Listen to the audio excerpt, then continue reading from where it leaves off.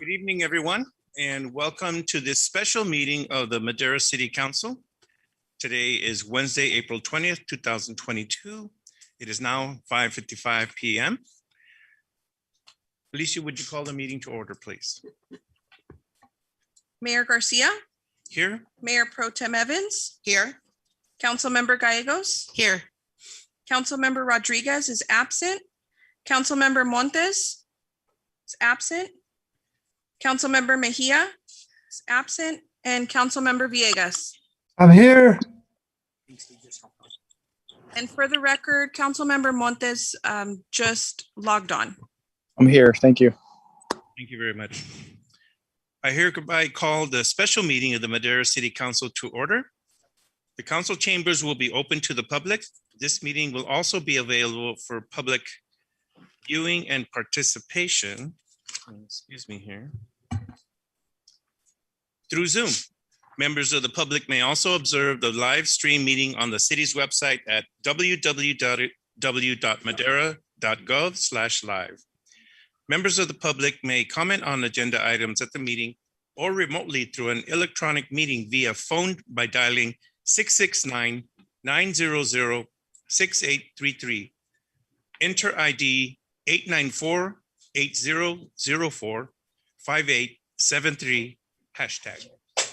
Comments will also be accepted via email at citycouncilpubliccomment@madera.gov or by regular mail at 205 West 4th Street, Madera, California, 93637. Alicia, would you please call the roll?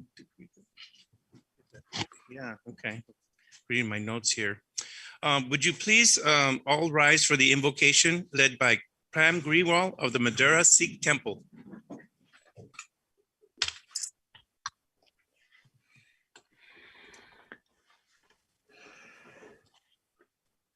Pam, are you available? I am here. Oh, there you go. Sorry about that. That's okay. A lot of people here tonight. You get confused. No worries. This prayer is going to be in Punjabi, and please remove your hats. Ardas Meherwan, Meherwan Sahib Mera Meherwan, Vaheguru Ji Ki Fateh. Shri Pawnji Sahib और श्री मुद्दी पातशाही दसवें प्रथम पोथी सिमर के गुरु नानक लेते आए श्री गुरु अमरदास श्री गुरु रामदास होए सहाय हर गोविंद को सिमरो श्री हर राय श्री कृष्ण चाहिए शब्द आए गुरु तेग बहादुर सिमरिया गुरु नामदा बेताए सब थाई होए सहाय दसवें पातशाह श्री गुरु गोविंद सिंह गल की तर सच्चे पातशाह सब थाई होए सहाय सब श्री अकाल पुरख जी ध्यान धर के बोलो जी श्री वाहेगुरु दसां पातशाही दे स्वरूप श्री गुरु ग्रंथ साहिब जग दी जोत हाजरा हजूर जहर हजूर कल दुख दे बोहित नाम के जहाज हल्त पलत के रख जग लोक परलोक के सहायक हाजर नाजर दसां पातशाही दी स्वरूप तसके पाठ दी कथे अंतर के बोलो जी श्री वाहेगुरु।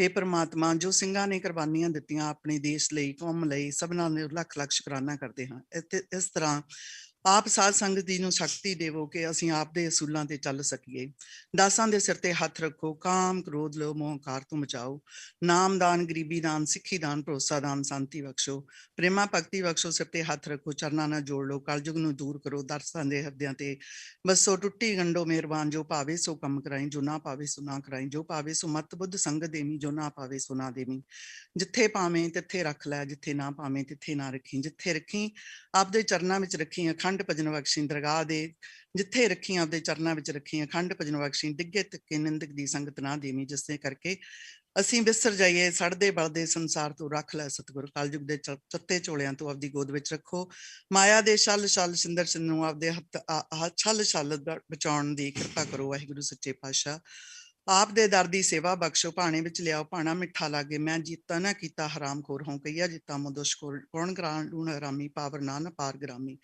जेता समुंद सागर नर परिया तेते उगण हमारे दया करो कुछ मेहर पाओ डुबदे पत्थर तारे करो परियो दारश बदेश दोष ऐसा मन विख्या मोया कुछ अपार ना सूझ ए वाहिगुरु बाबा नानक श्री गुरु नानक बख्श लो निदा मंगता आप दे दर ते खड़ा हाँ सारे दरां नूं गा के आपदे दर ते आया मंगते दी झोली विच खैर पाओ आप दे दर दी सिफत बख्शो मैं गुण गावां दे नाथ बाबा हे वाहिगुरु सच्चे पातशाह अज आप दे चरनां दे विच सिटी काउंसल दी मीटिंग दे विच तेरे नां दी अरदास हो रही है आप दे चरनां दे विच अरदास बेनती करदे हां जो भी आए आ सच्चे पातशाह सबनां नूं तंदुरुस्ती बख्शणी ਸੱਚੇ ਪਾਤਸ਼ਾਹ ਆਪ ਜੀ ਦੇ ਚਰਨਾਂ ਦੇ ਵਿੱਚ ਅਰਦਾਸ ਬੇਨਤੀ ਕਰਦੇ ਹਾਂ ਕਿ ਸਭਨਾਂ ਨੂੰ ਚੰਗਾ ਧਿਆਨ ਲਾ ਕੇ ਆਪ ਦੀ ਕਮਿਊਨਿਟੀ ਦੀ ਸੇਵਾ ਕਰਨ ਦਾ ਬਲ ਬਖਸ਼ੀ। ਸਭਨਾਂ ਦੇ ਸਿਰ ਤੇ ਆਪਣਾ ਹੱਥ ਰੱਖਣਾ, ਜਿੱਥੇ ਵੀ ਜੋ ਵੀ ਕੰਮ ਕਰਨ ਸਹੀ ਫੈਸਲੇ ਕਰਨ ਦਾ ਬਲ ਬਖਸ਼ਣਾ। ਵਾਹਿਗੁਰੂ ਸੱਚੇ ਪਾਤਸ਼ਾਹ ਆਪ ਜੀ ਦੇ ਚਰਨਾਂ ਦੇ ਵਿੱਚ ਅਰਦਾਸ ਬੇਨਤੀ ਕਰਦੇ ਹਾਂ, ਗਲਤੀਆਂ ਹੋ ਗਈਆਂ ਹੋਣੀਆਂ, ਅਰਦਾਸ ਬੇਨਤੀ ਆਪਦੇ ਚਰਨਾਂ ਵਿੱਚ ਮਨਜ਼ੂਰ ਕਰਨੀ। ਆਪ ਜੀ ਦੇ ਚਰਨਾਂ ਦੇ ਵਿੱਚ ਅਰਦਾਸ ਬੇਨਤੀ ਕਰਦੀਆਂ, ਗਲਤੀਆਂ ਅਨੇਕਾਂ ਹੋ ਗਈਆਂ ਹੋਣੀਆਂ ਮਾਫ ਕਰਨੀਆਂ। ਜੋ ਵੀ ਮਾਈ ਭਾਈ ਆਪਦੇ ਅਰਦਾਸ ਵਿੱਚ ਸ਼ਾਮਲ ਹੋਇਆ, ਸਭਨਾਂ ਦੀਆਂ ਮਨੋਕਾਮਨਾ ਪੂਰੀਆਂ ਕਰਨੀਆਂ। ਸ੍ਰੀ ਗੁਰੂ ਨਾਨਕ ਨਾਮ ਚੜ੍ਹਦੀ ਕਲਾ, ਤੇਰੇ ਪਾਣੀ ਸਰਬੱਤ ਦਾ ਭਲਾ। ਵਾਹਿਗੁਰੂ ਜੀ ਕਾ ਖਾਲਸਾ, ਵਾਹਿਗੁਰੂ ਜੀ ਕੀ ਫਤਿਹ। Thank you. Thank you, Pam. Amen.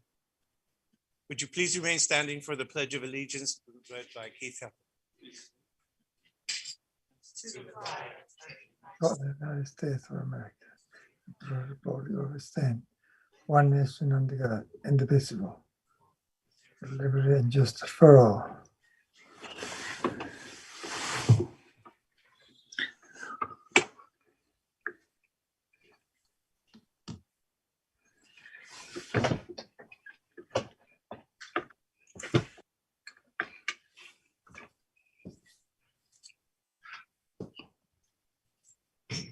Alicia, do we have any public comment regarding the agenda tonight?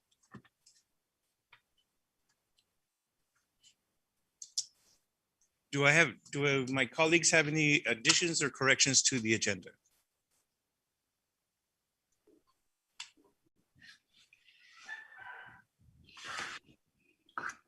From the public?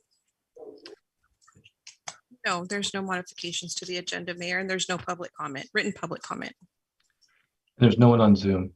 Thank you very much, Mark. Thank you very much, Alicia. Are there any public comments from my colleagues tonight?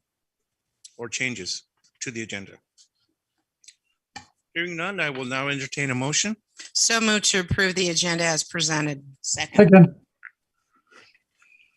Motion to approve the agenda by Councilwoman Cici Gallegos, second by Mayor Pro Tem Anita Evans. All those in favor of the agenda, say aye. aye, We are on Zoom also, would you? We will do the roll. Alicia, would you please call the roll since we are on Zoom? Councilmember Gallegos, Yes. Councilmember Rodriguez is absent, Councilmember Montes, Yes. Mayor Pro Tem Evans, Yes. Councilmember Mejia is absent, Councilmember Villegas, yes, and Mayor Garcia. Yes. Motion passes with five yes votes and 2 members of council absent. Thank you very much, Alicia. We will now move on to public comment. Members of the public shall have an opportunity to address the city council regarding the following agenda item, which when that item is called, speakers should limit their comments to 3 minutes. Do we have any public comment at this time? Yes. Good evening, Mayor and City Council. Fire Chief Matt Watson, I just had a couple comments to make.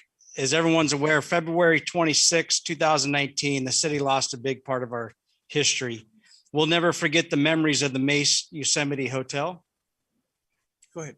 The building owner gave us a few bricks before the building was torn down.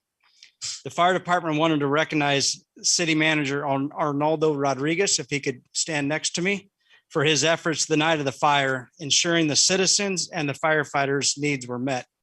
A member of our firefighting family made this fire hydrant and brick holder, and it's one of the original bricks from the Mace Yosemite Hotel.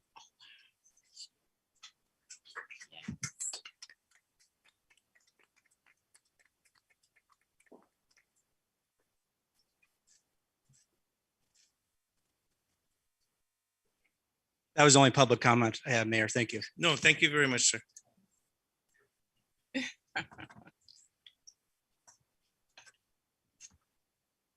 If there are no other public comment, we will now move on to item A, petitions, bids, resolutions, ordinances, and agreements. Item A1, correct consideration of corrected water, sewer, storm drainage, and solid waste rate studies, date for proposition 2018 public hearing and rescinding resolution number 22-38. I believe, Mr. Forrester, you have this item, or would Arnoldo, would you want to do it? I have the item, Mayor. Thank you very much. Sure. Let me share my screen.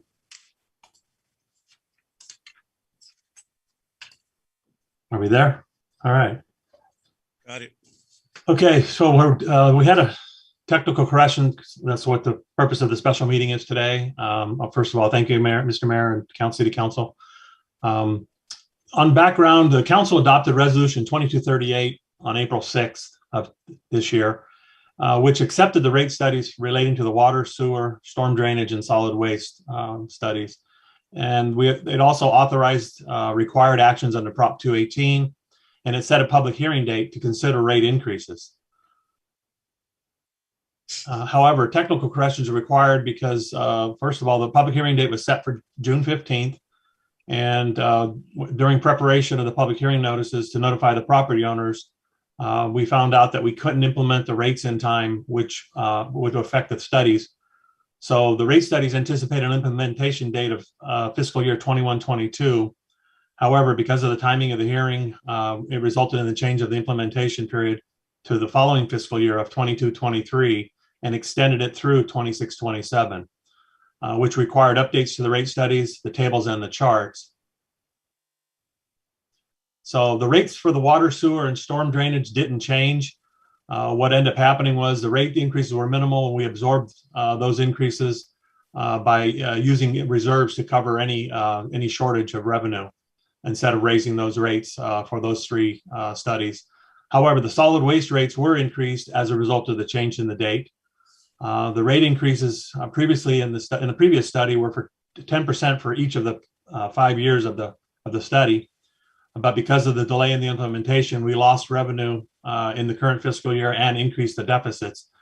So we're asking for new recommended rates, which would include the 10% increase from fiscal year 21-22 to be added to the first year of 22-23, which brings us an increase of $15 instead of $8 on the single rate, which is included in the rate study. And obviously the solid rate increases are primarily driven because of SB 1383 costs. In addition, the rate studies, the water study included drought rates. The drought rates were not presented in the workshops. Council's direction was to eliminate tiered rate system. So the drought rates have been eliminated from the water study. So what actions we're asking you to do tonight is adopt a new resolution accepting the updated utility rate studies, authorize required actions under Prop 218, set a public hearing date. Staff recommends keeping the June 15th date and rescinding the previous resolution, which is resolution 2238. Questions and comments? Alicia, do we have any public comment on this item? We have no written public comment, Mayor. Mark, do we have And any? no one on Zoom. Thank you very much. I will now close public comment on this item. I will now ask for discussion from my colleagues. Hearing no discussion on this item, I will now ask for a motion for this item.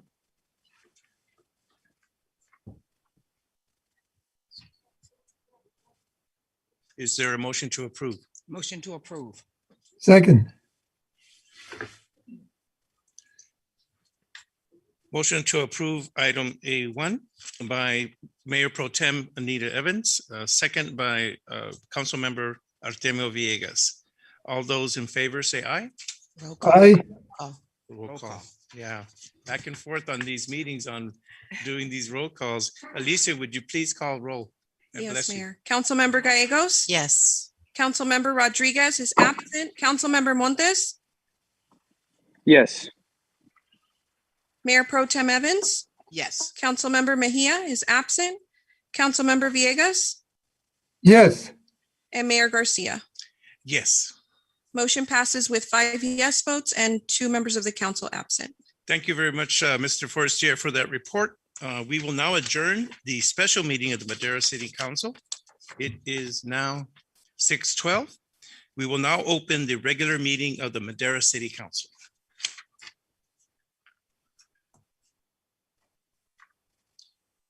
Since we have called to order, do we need to repeat the beginning, the whole separate thing?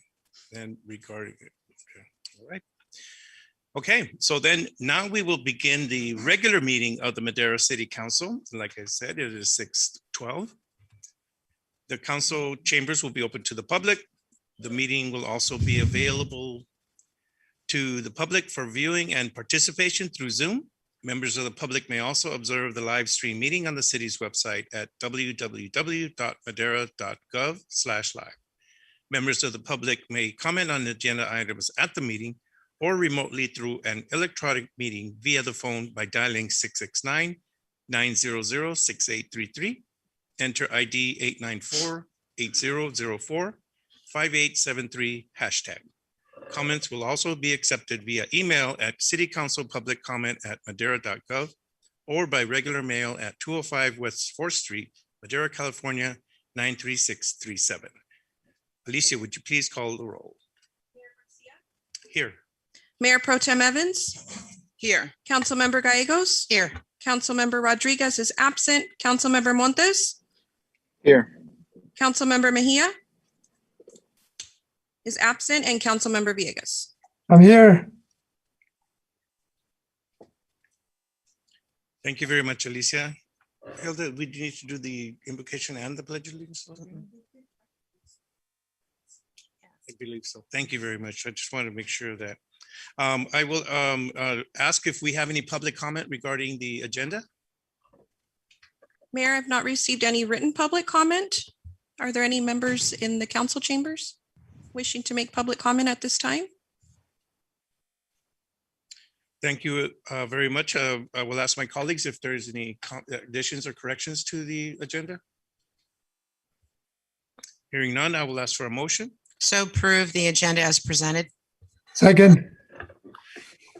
Motion to approve the agenda by Councilwoman Gallegos, second by Councilmember Villegas. All those in roll call, please. Alicia? Councilmember Gallegos? Yes. Councilmember Rodriguez is absent. Councilmember Montes? Yes. Mayor Pro Tem Evans? Yes. Councilmember Mejia is absent. Councilmember Villegas? Yes. And Mayor Garcia. Yes. Motion passes, 5 yes votes and 2 members of the council absent. By way of explanation, we were having 2 different meetings. We just finished the special meeting, and that requires its own protocol. And now we're in the regular scheduled meeting. So that's why you see a little bit of jumping back and forth. And we apologize if there's any confusion, but we'll get through this. We will now move on to public comment. The first 15 minutes of the meeting are reserved for members of the public to address the council on items which are within the subject matter jurisdiction of the council. Speakers shall be limited to 3 minutes. Speakers will be asked, but are not required, to identify themselves and state the subject of their comments. If the subject is an item on the agenda, the mayor has the option of asking the speaker to hold a comment until that item is called. Comments on items listed as a public hearing on the agenda should be held until the hearing is open. The council is prohibited by law from taking any action on matters discussed that are set or that are not on the agenda. And no adverse conclusion should be drawn if the council does not respond to public comment at this time. At this time, we have no written so now I will ask if we have any public comment. We have not received any written public comment, Mayor. Thank you. And there's no one on Zoom. Thank you very much. At this time, there is no written communications. We will now have a presentation from the American Red Cross Sound the Alarm campaign. They are joining us via Zoom. Gail, if Gail or Katrina? Hi, everybody. Thank you for inviting us. Give us a moment.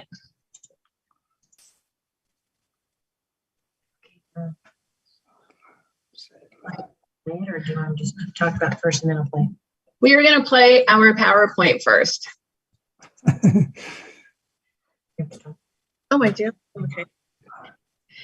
The American Red Cross wants to prevent home fires. We install 50,000 free smoke alarms nationwide with our home fire campaign, and more than 800 lives have been saved with this campaign's program.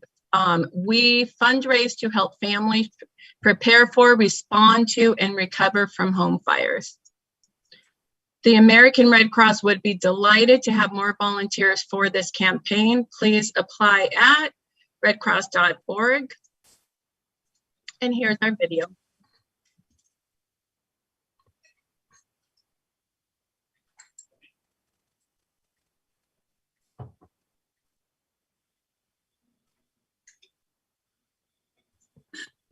Excuse me, Gail, we cannot hear audio on our end. I'm not too sure if you have audio on your end.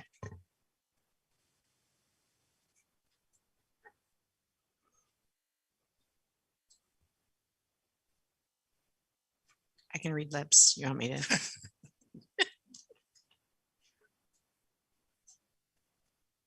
Gail, Yes. we cannot hear your audio. Oh, okay. Would you mind just walking us through this? Okay. Well, you know, let's just cancel the PowerPoint then. Yeah, because it's really a video just to kind of remind us all that we all have time to help our neighbor. And sometimes we all think that our lives are so busy, but we really do have a little bit of time. So what I'm here for tonight is to let everybody know that we have been trying to do a home fire campaign, sound the alarm campaign in Madera City for close to 4 years now. So with COVID, it got postponed, but now we are there and it's scheduled for May 21st and we're really excited. We are planning on installing a minimum of 400 smoke alarms have been allotted, and I have another 100 just in case it's needed. So to install that many smoke alarms and educate a resident on escaping a home fire, which is just as important as working smoke alarms, we are going to need 80 to 100 volunteers. So I'm asking everybody that's on tonight to please ask your friends, your family, yourself attend, your neighbors, everybody, because it's going to take a community effort to make this a successful event. And in the event of a home fire, we all have less than 2 minutes to get out alive. So working smoke alarms literally does save a life. Smoke alarms only have a lifespan of 10 years. So after they reach 5 or 7 years, they are less effective. So a working smoke alarm literally gives us extra seconds to get out alive. We educate the resident on having a fire escape map and drawing it and practicing it with everybody in the home and having an outside meeting place, not re-entering the building when they're cooking, to have a timer in case they get distracted or walk away, because most home fires do start in the kitchen. And, you know, we have a really fun event planned. This is our signature event, which I try to make it a true event for our volunteers. We have a very generous donation from a local company. They are giving us $1,000 chainsaw and $500 of safety equipment. So at all 4 sound the alarms, we are giving the volunteers a raffle ticket. So somebody will win this $1,500 package. And I have probably 20 or 30 general raffle prizes to give out during lunch to thank our volunteers for volunteering today and protecting their neighbors. Because I like to say that doing the home fire campaign, sound the alarm, it's an average person's day to be a superhero. You have the chance of saving a family's life or one person's life. And that isn't something that the average person gets to say. And for teenagers, this is a really great event because you get that immediate one-on-one relationship with helping another human being. So it really instills volunteering and helping another person. So I recommend any teenagers from 13 on up attending. Parents must register them online prior to our event. But really, if anybody has any questions about volunteering, about volunteers attending, any questions at all, please contact me. My cell phone number is 559-341-1038. And it is going to be at the community center in Madera. And they can register at soundthealarm.org and then click on Madera and you can register right there. And we also want everybody to know that just in case that you don't pre-register, please, we will register you the day of the event also. We, of course, need planning purposes. We would like everybody to pre-register, but you can register that day also. Thank you, Gail. Thank you. Councilwoman Gallegos. I'd just like to thank you ladies for giving us this knowledge of Sound the Alarm. The chamber is full right now. So just to give them a heads up, what's the time frame for this event? It is from 8 to 2. 8 to 2. Do they have to volunteer the entire time? If they have just a couple of hours, can they do that a couple hours or they have to be there for the entire time, 8 to 2? It can be a couple of hours. Yeah. Okay. That's fine. Great. And thank you again. This is a great cause and our Madera Fire Department is assisting in this. So everybody out there, get the word out. Thank you very much, everybody. Thank you. Thank you.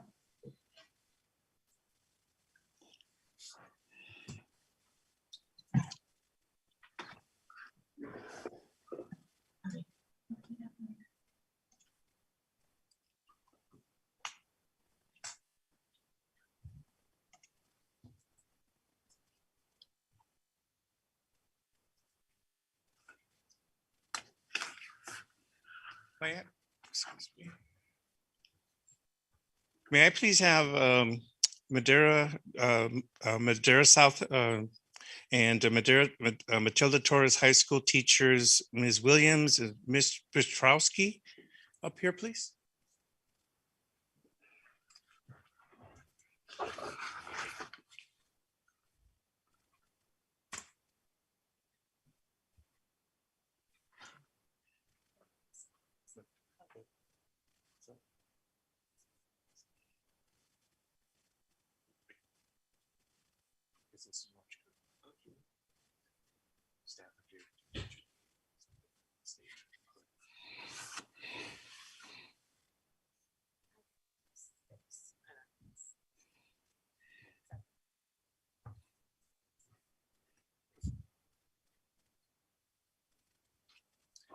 So this is part of the fun part of what we have in our community, recognizing individuals and organizations and group for their assistance in helping make Madera a better place.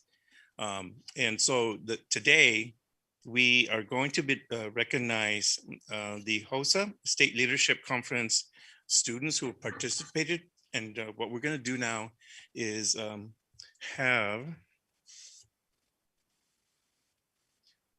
we're going to be reading the names of these students.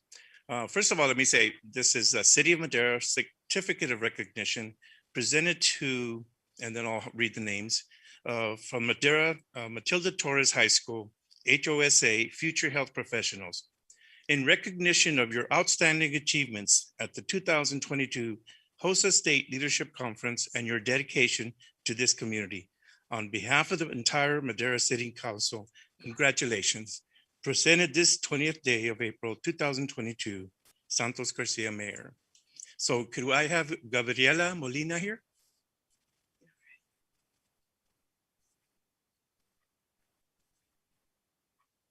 You can also step through the front if that's hard. Yeah. This is your house. You can come as comfortably as you wish.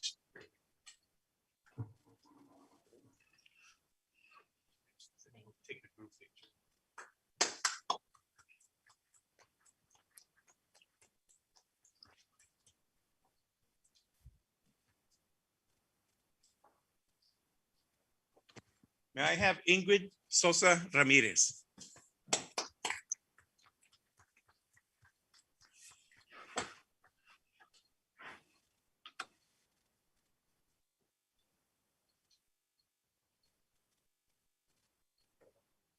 Ingrid Ortiz Miguel.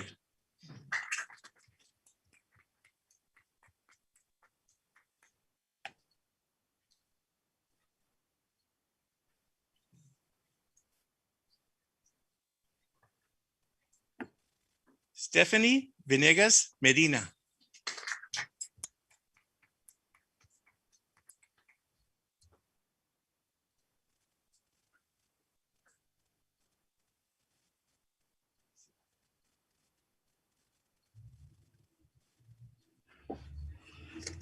Daniel Ariano.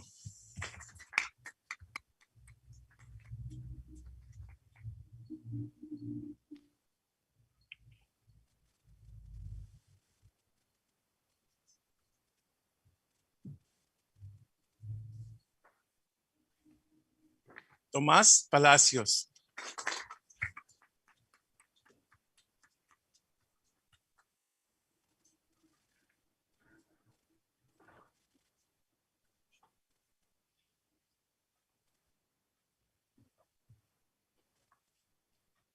Angélica González.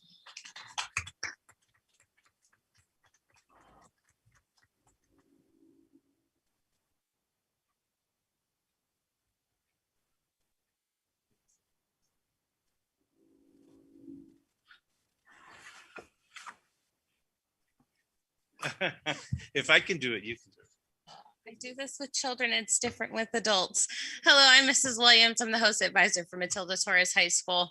These 6 students are actually going to represent us in Nashville, Tennessee this summer for their accomplishments in state leadership. I'm sorry, I get very emotional. So thank you for honoring them and their work.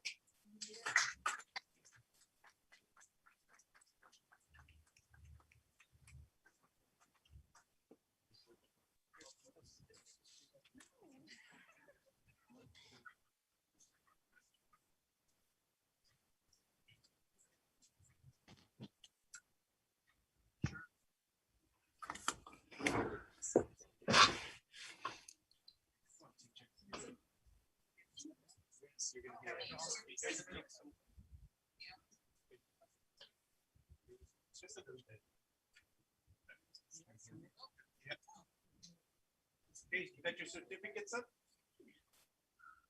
Okay.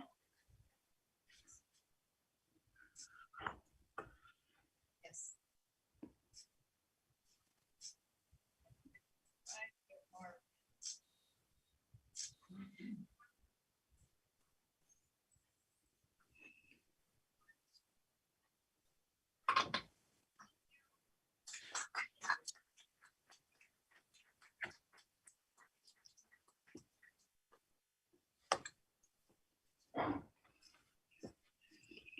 I told you that was fun stuff.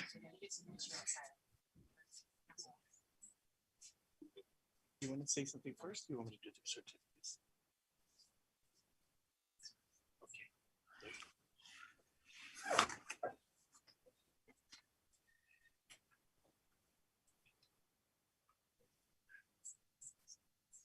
Do you want to check them? Or do you want me to? I should read them. You'll be okay. Check this first. Nothing's here.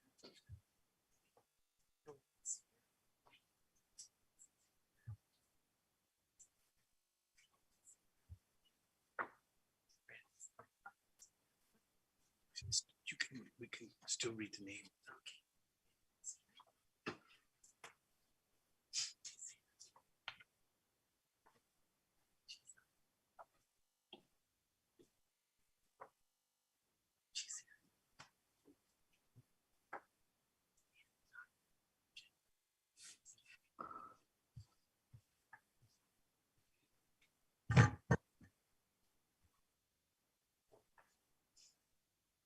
Leslie Mendoza Vázquez.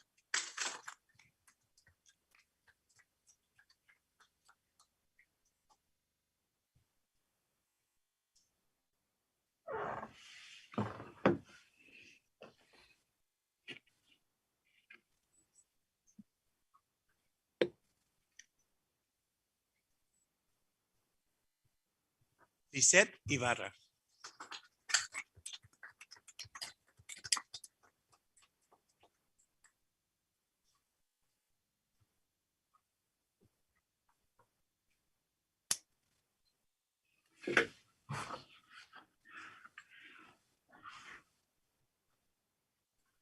Miriam Escalera.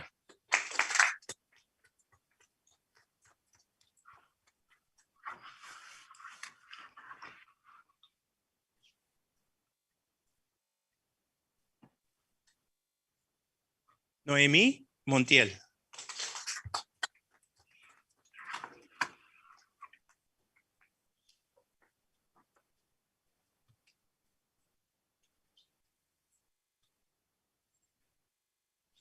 Neisa Villa.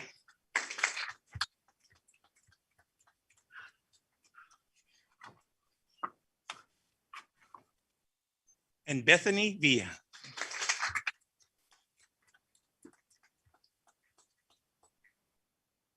Congratulations to you all. Could you read the names of those that are not?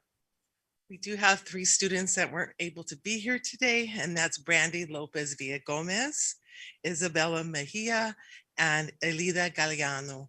I am Mrs. Petrowski, and I am their advisor and teacher, and I'm very honored to be here. And I thank the City Council and the Mayor for allowing us to be recognized. These are amazing students, and I'm very proud of all of them. And thank you again.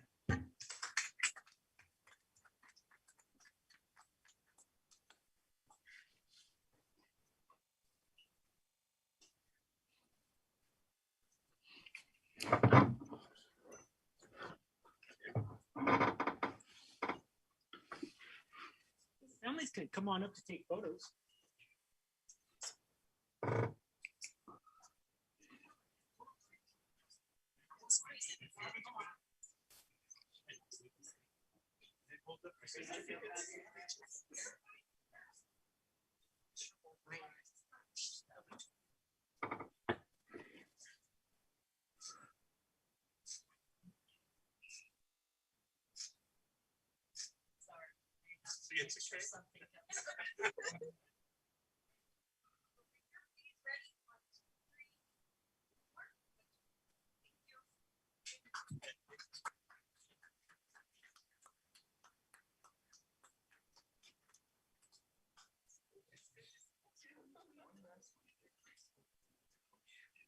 Sorry about that, bro. While they're stepping down, Mayor, I just want to thank them and their other colleagues that are here to support them. I know the fundraising was amazing, that you guys were spending your lunches trying to raise the money to go to this conference. So it's a school effort because everybody pitched in and you represented your schools very well and the city of Madera. So thank you. And the parents out there that allowed them to go on this experience is amazing. We thank you for that. And these are our leaders that are going to take our places up here someday. So keep going. You're doing a great job. Thank you. Okay, all right.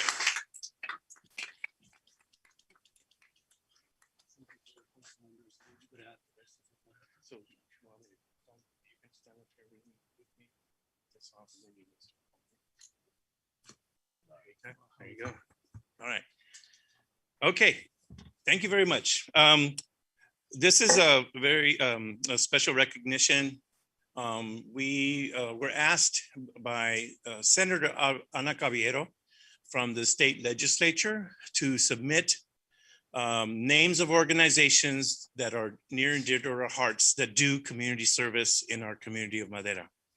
And I submitted the Madera Coalition for Community Justice for their years and years of helping out our community in multiple ways, whether it's helping with information on COVID, all the way back to what the rights are of people to be able to become residents and citizens of our community, how to get resources, how to pay for utility bills, helping improve our school system, city hall. These people have been involved in numerous ways in making sure that Madera is a better community. And so I submitted their name and they won. They picked the Madera Coalition for Community Justice.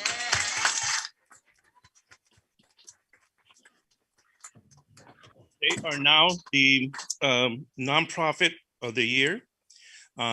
This certificate from the City of Madera, certificate of recognition presented to Madera Coalition for Community Justice on behalf of the entire Madera City Council.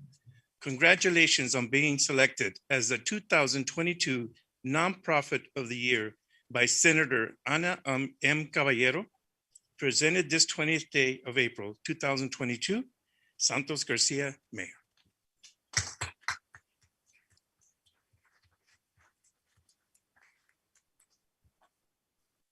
This is a high honor and we appreciate it.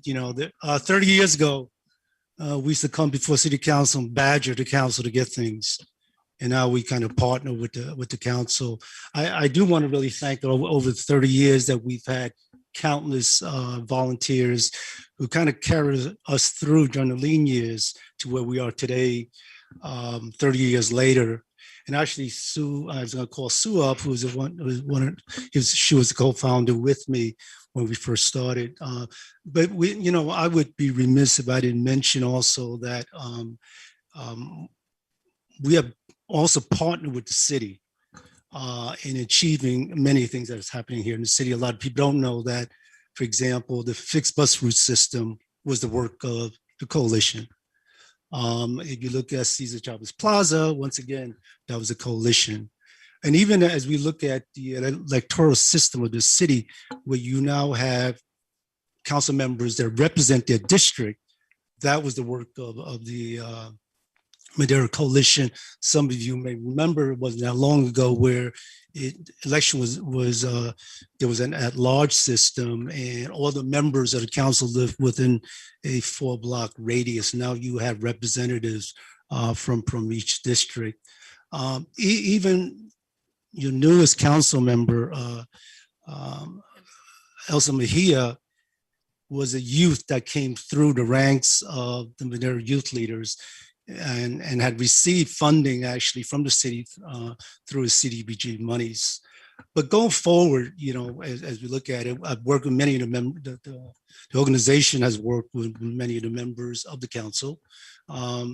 We worked with Council Member Montes in passing the rental inspection ordinance. Work with you, Mayor, with passing the ordinance that made retroactive AB 1482 in that third family. And going forward, one of the things we look forward to is the continued partnership, working with the city, making the city much more open, more diverse, more equitable, and certainly more prosperous. And with that, we have a bunch of folks here. They're expecting certificates. I'm going to step aside and let them come up here. They're in the mail. They're in the mail. Thank you, Mayor. Thank you, City Council's members. And I would like to invite my co-workers and Sue Kern, please stand up and join us here. You are the co-founder. Yes. Esperanza, you are the co-worker. Lynette, sí. Mónica, Sarai, Angelica, and Ophelia, please come in and join us because this is for you too. And Omer.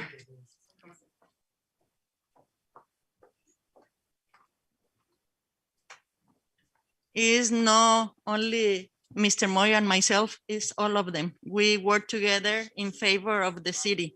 And teenagers, if you see somebody here and you would like to join us, we have a group for you. We have many plans for you. Come and join us. And we are going to continue to do this for years, I hope.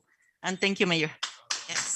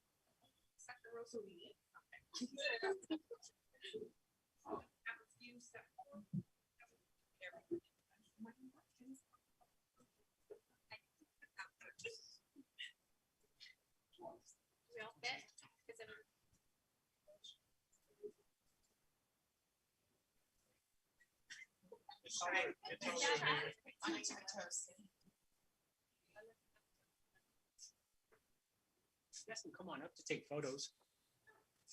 Yeah. Let's make yourself comfortable. It's gonna work. You can come up this way too if you'd like. Yeah.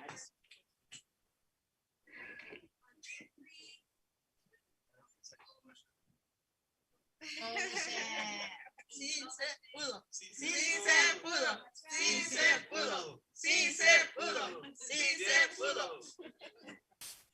Thank you.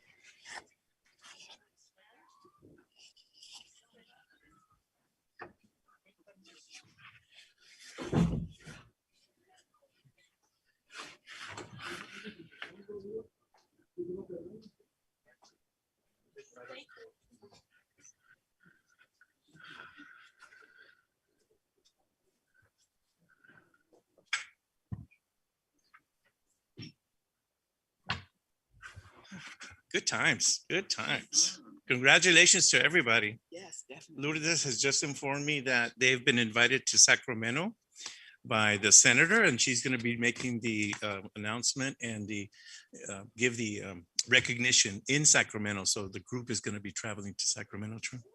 Congratulations. All right.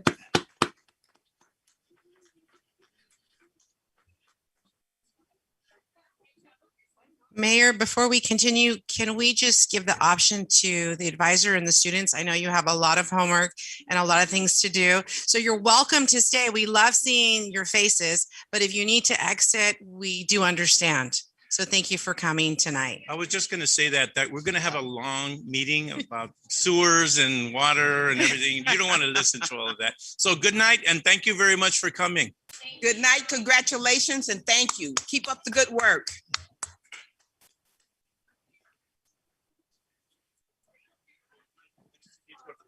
I know, I could take a quick break.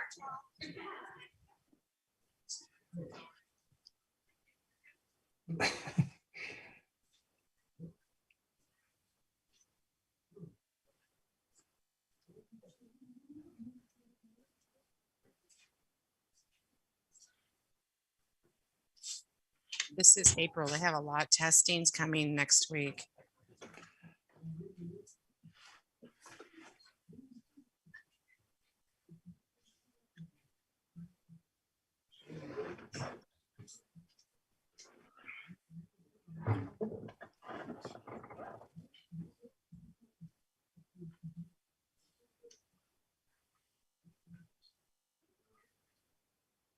Ronaldo, how do I get to the next one? Because I still have a special meeting on my laptop here.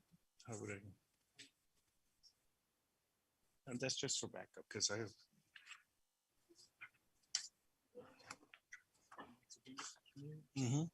The regular. I sure would have liked to recess the other Wednesday when I had my Women of the Year. That'd have been nice.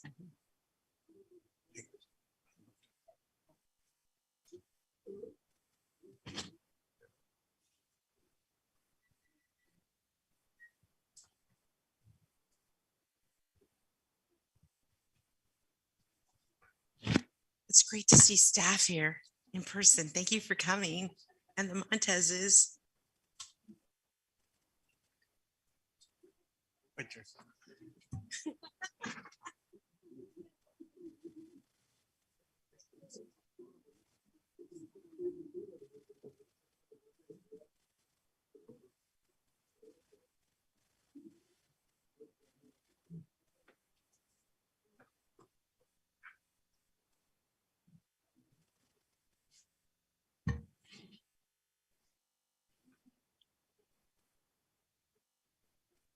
Waiting for Mayor Pro Tem.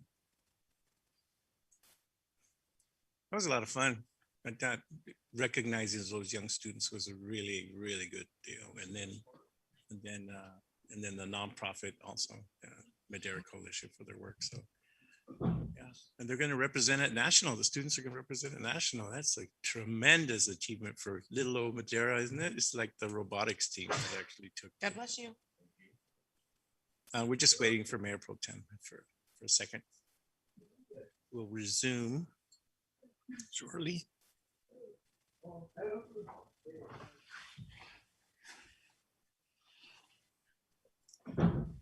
Hilda, since we do have a quorum, can we continue or should we wait? Yes, we can. We can. Yeah. Thank you. Yeah. Consent and all that. Okay. Alrighty, we will now come back from our recess. We do not have any introductions. We do not have a workshop. We will move on to consent calendar. Item B, matters listed under the consent calendar are considered routine and will be enacted by one motion and one vote. There will be no separate discussion of these items.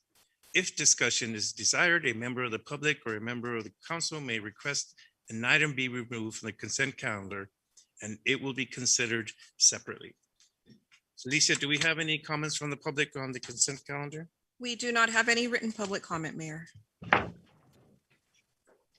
Mark, do we have any? No one on Zoom. Thank you very much. I will now close public comment on this item. I will now ask for discussion or additions from my colleagues. I'd like to pull B7, and with that, I'd like to approve the consent calendar. Second. Was consideration pulling B7. Motion to pull item B7 and approve the consent calendar by Councilwoman Gallegos, seconded by Councilwoman Mayor Pro Tem, excuse me, Anita Evans. All those in favor say aye. Roll call. Roll call. There we go. Alicia, would you call roll, please? Councilmember Gallegos? Yes. Councilmember Rodriguez is absent. Councilmember Montes? Yes. Mayor Pro Tem Evans? Yes. Councilmember Mejia is absent. Councilmember Villegas? Yes. And Mayor Garcia. Yes. Motion passes with 5 yes votes and 2 members of council absent. Okay. Councilwoman Gallegos. Thank you. I just wanted to bring this to the public's attention because it was in consent I would like to thank our staff and interim Lieutenant Foss for continuing this Cal Recycle grant program. I know we've been a couple years shy of it because of COVID, but it's important to get those tires recycled and letting the community know that we're going to have those dates to bring their tires in and have that notice that they live in the city, that their bill, their utility bill. This is an important thing across the city. We do our Mid-Valley cleanup crew once a year. And if we can pick up tires at this Cal Recycling event, it saves us a ton in city taxpayer money. So with this grant, I appreciate everyone that was involved in this and to make sure that we have this going out to our residents. So it was just a pull to make them aware that this is coming towards us and we're excited, and to thank our staff for taking the time to get this pulled together. And with that, I'd like to approve B7.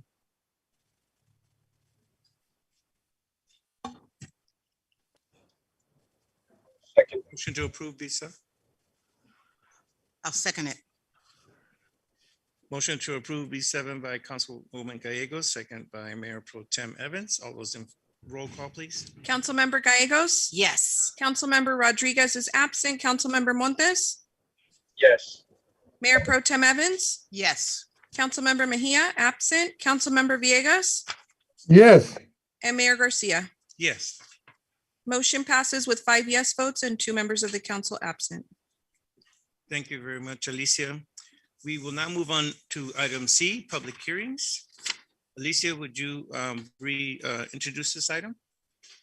Yes, Mayor. This is item C1, Villages at Almond Grove Specific Plan, number 2017-01, adopting the Villages at Almond Grove Specific Plan, General Plan Amendment, number 2017-02, Pre-Zone Rezone, number 2017-05, Zoning Ordinance / Madera Municipal Code Amendment, number 2022-01, Environmental Impact Report, number 2018-08-1051, and annexation number 2022-01.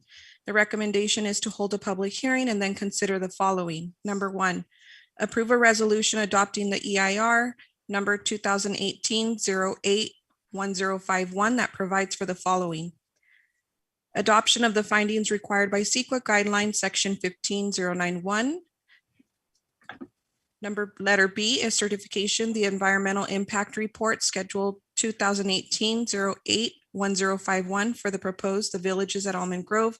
Specific plan a 1,883 acre area bounded by Avenue 17 on the north, Road 22 on the west, the Fresno River on the south, and Road 23 and Road 24 on the east, including general plan amendment 2017-02, pre-zoning, rezoning 2017-05, annexation number 2022-01, zoning ordinance text amendment 2022-01, as well as the two related subdivisions 2020-02 and 2020-03. Letter C is adoption of the proposed mitigation monitoring and reporting program. And letter D is adoption of the statement of overriding considerations pursuant to the California Environmental Quality Act, CEQA. Number 2, adopt a resolution approving general plan amendment 2017-02 for the villages at Almond Grove, specific plan consistency with the general plan. Item number 3 is introduce an ordinance of the City Council of the City of Madera adopting the proposed villages at Almond Grove specific plan number 2017-01 by title only and waive the first full reading. Number 4 is introduce an ordinance of the City Council of the City of Madera amending section 10-3.301 of chapter 3 of title 10 of the City Municipal Code and adding sections 10-3.11.601 through section 10-3.11.604 of subchapter 11 of chapter 3 of title 10 of the City Municipal Code to provide for specific plan zones by the title only and waive the first full reading. And number 5, introduce an ordinance of the City Council of the City of Madera, amending the official City of Madera zoning map to rezone approximately 1,883 acres within the villages at the Almond Grove specific plan, whose location is bounded by Avenue 17 on the north, Road 22 on the west, the Fresno River on the south, and Road 23 and Road 24 on the east, from agricultural rural exclusive 40 acres and agricultural rural exclusive 42 acres, as well as PD 4,500, which is plan development 1 unit per 4,500 square feet of site area to specific plan zone district by title only and waive the first full reading. Number 6 is to consider report on resolution initiating annexation of the villages at Almond Grove, specific plan area annexation number 22-01, and consider its adoption at a subsequent meeting. Report by Mr. Gary Conti. Thank you, Alicia. Gary? Well, good evening, Mayor and council members. Yes, we will now open the public hearing. Proceed, Gary. Again, good evening, Mr. Mayor and members of the council. And I know that sounded like a mouthful there. You heard a bunch of actions coming before you. This is a project that's been in the making for about 5 years. So you can understand why there's a series of complexities and why it perhaps took a long time. Let me take a moment and share my screen.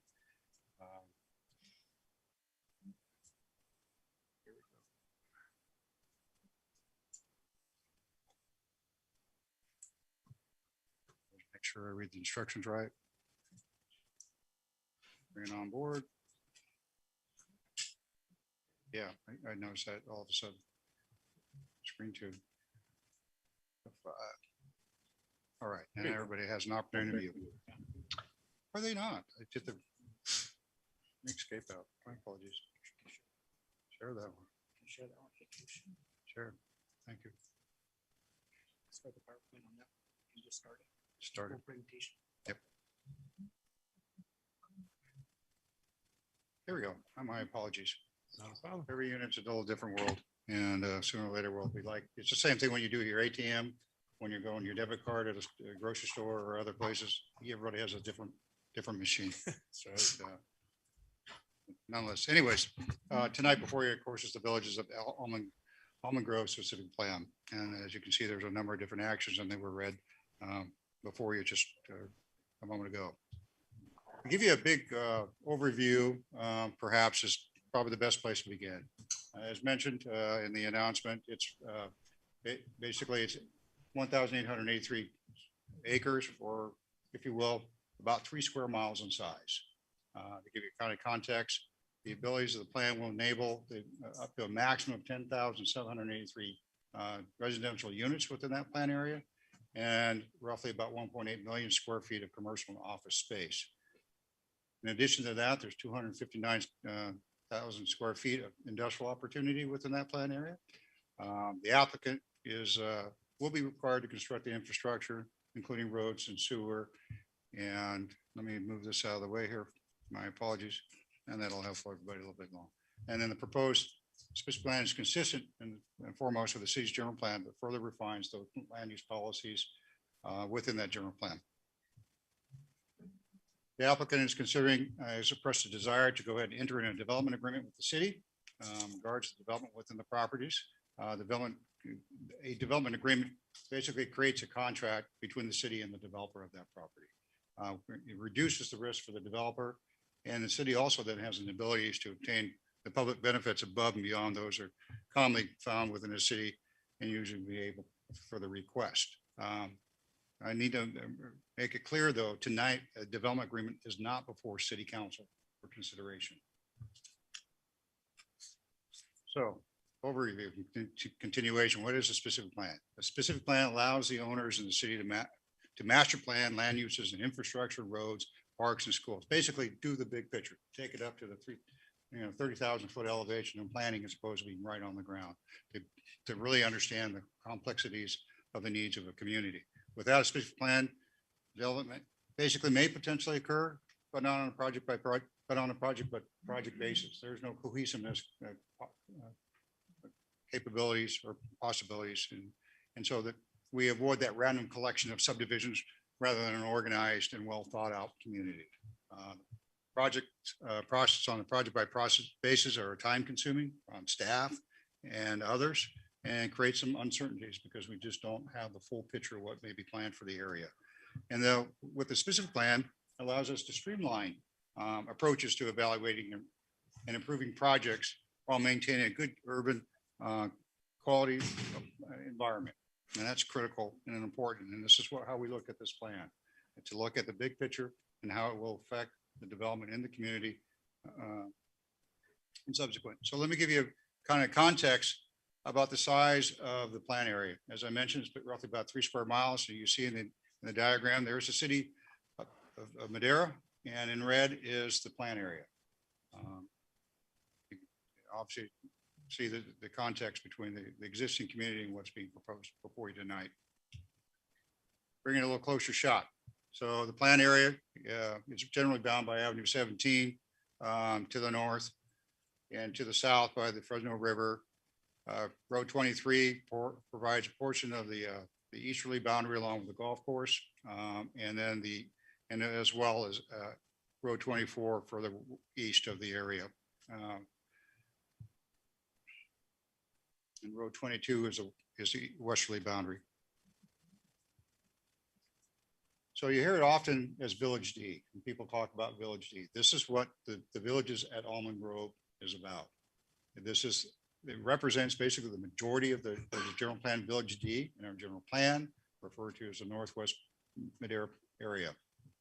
It takes up 2/3 of the area, and that's highlighted here in red for you to give you context. The area to the east is also in that Village D area is already developed out, so it's not in context for this evaluation. So the preparation of the plan, as I mentioned, this is a 5-year endeavor that's been ongoing. The plan, there's parts of it, a specific plan. We prepared an environmental impact report to address the potential impacts that the project may generate. How do we mitigate those particular impacts and what impacts perhaps may not be mitigatable? The EIR included technical analysis, many studies that included traffic, air quality, addressing sewer, water, noise, cultural resources, schools, et cetera, et cetera. Local agencies were contacted throughout the process, including the school district, Caltrans, MID, San Joaquin Valley Air Quality District. And to prepare the environmental report, the city retained LSA, and they're here today also to answer some of the questions. I will introduce those people at the close of this presentation. The applicant, yes, they paid for the EIR, but it's managed by and controlled by the city.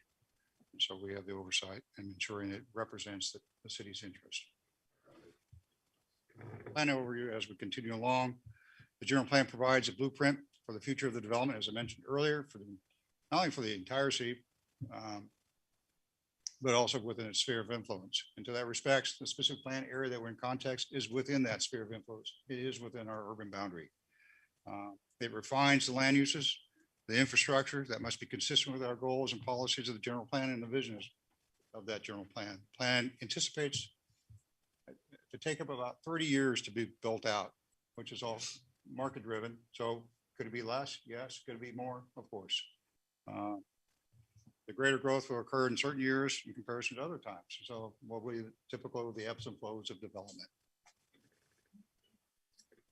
So the specific plan is broken down to 8 chapters and they're highlighted there. And I'm going to go walk through each one of those for you in a brief summation. So chapter 1 basically defines the specific plan, the location of it, the purpose and the process that we engaged in preparing that specific plan. Chapter 2, basically in the introduction, it outlines the basic principles and the objectives of the plan. It outlines the relationship to the city's general plan, the municipal code, as well as our development standards that we have within the city. It describes the existing settings of the plan area and then provides a general description of the plan itself. Chapter 3, it describes the physical setting and the conditions of what it looks like today, what overlay of the physical properties of the area and surrounding it. One of the more important chapters of the specific plan is the land use plan, chapter 4. It establishes residential neighborhoods anchored by mixed use, village centers organized around public amenities, basically schools, parks, and open space. It addresses the location, the intent of the specific plan's 9 land use districts that are being proposed as part of the plan and defines the development capacity of each neighborhood and district.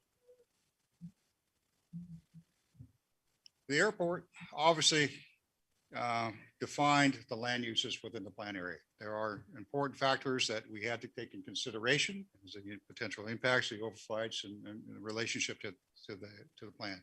Not all uses are permitted throughout the plan area, and so the plan takes in that consideration of the airport regulations in doing so. This is a broad image of the plan. You can see there's a fair amount of development proposed, most of it in yellow, which represents residential, and it goes in different scales. And I will walk you through each one of those various components of that. But this is kind of the makeup, the overall makeup of the plan, with the general premises with a village core down in the southwest and southeast quadrants, with the various different open spaces that provide some linkages throughout the plan area, as well as providing opportunities of neighborhood parks and the like in there. This is the airport compatibility zone that applied and made us in the development community to consider what and where things could actually work and how it would facilitate a balance between various different types of uses and the intensities of those uses. Okay, I'm going to walk you through here. One of the neighborhood plan areas. And I want to walk you through some of the various different uses. The open space, as we refer to, and it's identified in the plan as V-OS. Everything has a preface of V representing village. So, and then the land use designations or the zone districts are consistent with our general plan nomenclature to a large degree. We have recreational space. As you can see, there's a ribbon that leads throughout the park area, throughout the plan area. We have public facilities, which is represented in blue. We have open space along the waterfront. And we have the most common and use in the plan area is residential low density. That's highlighted in yellow. We also have residential estate, which is even a lighter yellow. And that's really in one general specific area along the river in the what we will refer to as the southwest neighborhood area. We have medium density, which is kind of a lighter shade of brown, if you will, a tan color. And we have high density residential, and that's in a more tone of a brown. And then we have mixed use highlighted in a magenta tone. to give you context where all these areas, and that's just the village center cores. This is a breakup of all the land use districts within the plan area, how many units are being proposed with each one of those various land use districts. But overall, as I mentioned, the plan area is about 1,883 acres in size. To that end, there's the maximum build out of this area may allow up about 10,700 some odd units, residential units within that area, and over 2 million square feet of commercial office and industrial square feet. There are 3 neighborhoods in the plan area, and they are the northwest, the southeast, and the southwest. Plan details of the northwest, basically 650 acres in an area, 1 square mile. Each one of the neighborhoods represent roughly 1 square mile in size. And they're broken down and they provide the balance between the residential and various degrees, being low density, medium density, high density, and the like. Mixed use. Each one of the neighborhoods does provide mixed use. Each neighborhood provides parks and recreation opportunities and the like. We have industrial, of course, in the northwest quadrant, up in the northeastern area of the first neighborhood. And we're projected basically in this area to have the ability to construct 3,340 units just in this one neighborhood area. And nearly 190,000 square feet of commercial and office space. Industrial located as well in this area that would provide 250,000 square feet of building space. In the southeast area, we have this area is again about 645 acres in size. And we have a mixture of, again, residential type developments, and expressed here on the screen how many acres associated with that for a balance. Potential in this area has about 4,000 dwelling units and about 650,000 square feet of office and commercial uses. The southwest quadrant, it's the smallest of the neighborhoods, just shy of 590 acres in size, a little less than a square mile. And this is the one area that provides that country estate, so that very low residential development, and that's along the waterfront. But then it also provides the same mixture of residentials of the low, medium, and high that provides a balance along with the commercial and recreational demands in that area. And in this area, the maximum yield of residential is about 3,475 units, and with commercial space just shy of 1 million. Now, each one of the neighborhoods, if you noticed, as I pointed out, the blue representing public space, each one of the neighborhoods recognizes the need for public schools. So each one of the neighborhoods identifies an elementary school to service that neighborhood. And they're connected by some means of open space or trail network to get them to and from their neighborhoods. Again, the idea here is to provide walkable, balanced communities. Chapter 5 is all about circulation, infrastructure, and public services. It basically defines, and integrates how circulation is going to move people to and from the area and within. It basically demonstrates how we're going to provide that water service, that sewer service, and the drainage and the like to meet the demands that this project will expect. These are some examples of the street structures that are being proposed. You'll note that they're considerably different than perhaps you're used to here in the city of Madera. The emphasis here is providing complete streets. When I mean complete streets is providing surface for travel for vehicles, provides bicycle lanes, and it provides pedestrian corridors, all within a landscape environment so that you can actually walk and ride in summer and not bake and melt on our roadways. So we're very conscious about that. These are some of the other street structures. You can see we in this plan includes a couplet, which is referred to as a one-way route, and that's in one of your village center areas. And in the commercial areas, the sidewalks get bigger because there's a lot more foot traffic. We're hoping that they will shop and do their commerce within those neighborhood or village center areas. But again, it's also recognizing the need to provide means for bicycle travel, and that's highlighted in the blue, in the green tones in the street structure there, and some other modes. And then we also provide cross section here about the residential areas, and again, trying to provide the environment to be pedestrian friendly, bike friendly as well. Water master plan is included in the specific plan, the backbone basically about how waters and water services are to be provided in that. And the actual backbone, if you were to overlay the plan, would align with the street structures. The plan also identifies a sewer master plan. You know, just about, you use a lot of water, you got to take it back to the sewer plant. How do we do that? So this is the backbone of that sewer system, taking it from the plant area, which is the area north of the Fresno River, of course, and that red line basically taking it down to the wastewater treatment plant. So the pipelines, of course, are obviously getting bigger. You know, we go from a 15-inch sewer line down to a 30-inch, and it's going to actually benefit some of the uses that we have on the south side of the river as well to alleviate some of our constraints on resistance or capacity. Chapter 6. Chapter 6 is about the development standards. Today we have in the municipal code, if you look at our municipal code and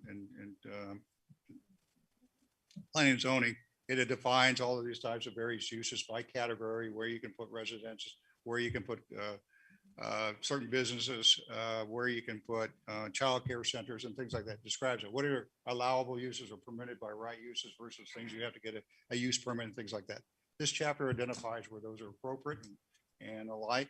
It also identifies, setback requirements for development on a particular property. So it is a mixture of both textual by tables, but it's also graphically represented. So there isn't any confusion about the interpretation of what's laid out textually in a table mode or in a paragraph.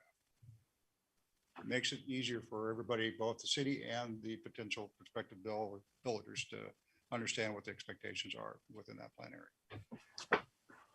Chapter 7 are design guidelines. These are not, directives and saying you shall do this and do that, but they're cases where it's a recommendation. So what we will be looking for when this project is moving forward is, are you within the spirit of these guidelines in our specific plan? Are you in compliance with the intent of what the city had envisioned for the development of this community area?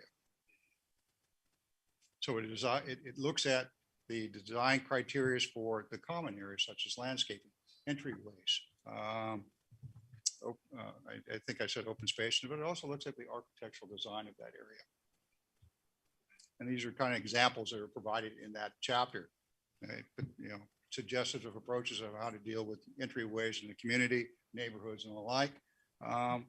What our town square should look like. What are the elements that we should be incorporating in our town center?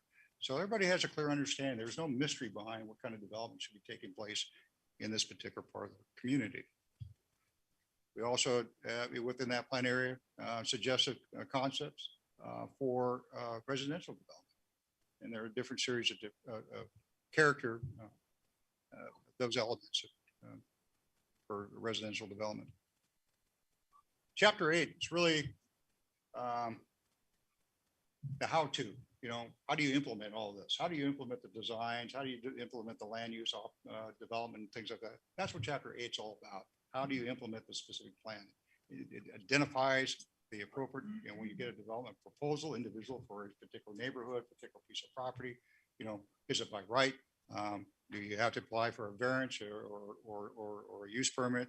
Who's in charge, so to speak, is about reviewing those requirements and what's the process? And if you need to, refer back to our municipal code, what chapter of our municipal code that you need to rely on for specific regulatory purposes that are silent per se in our specific plan that's being proposed to you today. Now, to enable this specific plan to come to fruition, there's a number of entitlements that have to take place. And you heard them being read a little earlier. There's quite a few of them. A general plan amendment, we have the specific plan itself, we have a zoning ordinance text change that has to take place. We have some pre-zoning and we have some rezoning. And ultimately, we have to do an annexation of the properties to the city of Madera. So the general plan amendment Foremost and overall, we have in our general plan today, it's called target density. There's we have a minimum, maximum, and a target. This basically amendment would go ahead and remove that from our general plan. And then focus on truly what are the basic minimums and the maximums. It also will remove and request of an agricultural buffer that was along the western portion that was described in our general plan to enable this general plan to move forward. It does modify some of the policies of Village D, again, to be consistent with the intent of this proposed specific plan, and it incorporates a new land use category referred to a specific plan area that can be applied to this area as well as at other places in our community. And then ultimately, it changes the proposed specific plan area to the specific plan area villages at Almond Grove. So we are clear about that location. And so if there was a future specific plan in another part of the community, we would entitle it by that name in that area. So there would be no confusion as to, okay, specific plan what? You know what document to follow suit. So you're, as somebody visualizing what they need to do and consider development, they know what document that they're needing to refer to. The community knows what document to refer to. Builders know what document they need to refer to regarding all the standards and obligations for that particular plan area. So currently, the general plan for this area, the land use designation looks like this. Basically, it's village reserved by large intent, and then there's just another area down in the north, or excuse me, the southeast quarter that has other various mixtures of land uses, none of which has been built to this point. It would change this, as I mentioned, to an essence specific plan area, and one basic color that covers the whole thing. Again, referring all parties to that specific plan document for consideration. The specific plan, I already spoke up earlier about that. That's that document that has all those various chapters we spoke about. And basically there's established the framework of the land use and the mobility within that plan area, as well as the infrastructure that's necessary. Now we have to do a zoning code amendment. It's basically have the abilities to implement a specific plan in our community. We don't have one today. So this is what this is doing. It's going to add a couple new sections within our city and planning code to create that specific plan zoning district. And the code also then will establish the district as far as the framework and the general classification. It just basically spells it all out. We have some pre-zoning that we are responsible for. We basically have to virtually all the property that's identified as a plan area is in the county today, with the exception of 40 acres. And so we need to pre-zone that property from the county's current zoned agricultural rural exclusive 40 acres, as well as the exclusive 20 acres to the new specific plan zoning district to establish that consistency with the new specific plan. And we also have to rezone that 40 acres that is currently in our city that is currently zoned PD 4500 to the new specific plan SP zone district as well. So again, that's one complete identified area. And this is what it looks like today. If you were to look at a zoning map that included both the city and the county zoning, what you see, the 40 acres that I spoke of that's currently in the city is a little piece that identifies PD 4500. The rest of it's all in the county. And this is what it would, again, consistency where, we're not labeling all the districts today in a map. We're referring you to the specific land document itself to address those various different land districts in the plan area. And lastly, we have some annexation. We have an annexation that needs to take place. We need to annex that land that's outside the city bounds today to the city, which is roughly 1,843 acres. The property is within the city's sphere of influence. It's also within its urban growth boundary. So it's expected and anticipated. To make that happen, the annexation has to be initiated or authorized, if you will, by the city to LAFCO, or Merced Local Agency Formation. Excuse me, Madera Local Agency Formation Commission. And that LAFCO is the one that's responsible for the annexation approvals. And we have an EIR that was done, and we would expect that the EIR will serve that purpose as well. In other words, no additional environmental review is expected in drawing out the process. EIR. This was in the making for a bit some time, a very complex document. And it's very complicated and for certain elements. There's a number of technical studies that were prepared, but it does identify the potential impacts that are associated with this project, and how to mitigate some of those issues. The duration, it began, we first processed a notice of preparation, or what they refer to as an NOP. It was published on August 17th of 2018, some time ago. It's subject to a 30-day review period. Subsequent to that notice of preparation, that was circulated out to all public agencies to find out what should the EIR address and evaluate for this particular project. Subsequent to that release, the applicants refined their plan, changing the overall building projections, thus requiring us to go back out to do another NOP. And then we did that again in December the 3rd, 2018 for another 30 days again. In each case, we had a public scoping meeting that the public was welcome to come to the City Hall here to gather input that could be considered and incorporated into the EIR analysis. The environmental impact report identified some significant unavoidable impacts that could not be mitigated, and they focused on the aesthetics, and that was the scenic vistas and visual character. Obviously, we're changing it from agricultural to an urban built environment. That is a significant change. Well, you can't really change or mitigate towards that end. The agricultural resources, yeah, we're going to lose some farming and farmland, and there can be removal of some properties that are currently in the Williamson Act or subject to Williamson Act contracts. Air quality, our air pollutant emissions and exposure to sensitive receptors are obvious in this particular case, are higher than the thresholds that were identified by San Joaquin Valley Air Pollution Control District.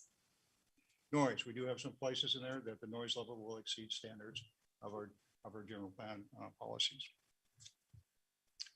Public services and recreation, yeah, construction facilities will have an adverse effect on the environment.